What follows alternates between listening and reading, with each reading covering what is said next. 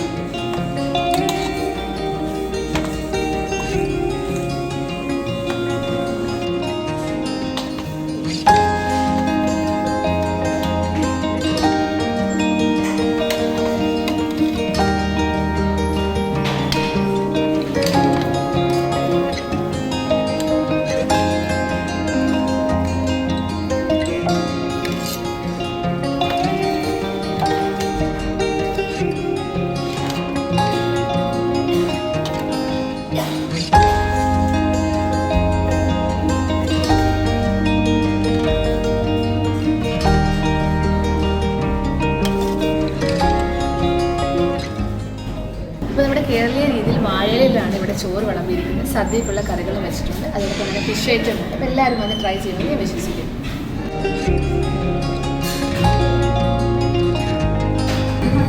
അപ്പോൾ എല്ലാവർക്കും ഇല കാണുമ്പോൾ തന്നെ മനസ്സിലാവും ഇതിൻ്റെ ടേസ്റ്റ് എത്രത്തോളം ഉണ്ടെന്ന്. നല്ല ടേസ്റ്റുണ്ട്. അപ്പോൾ എല്ലാ കറികളും നല്ല ടേസ്റ്റുണ്ട്.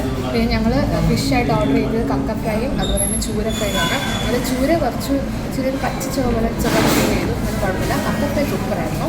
അപ്പോൾ എല്ലാവരും അത് ട്രൈ ചെയ്യും.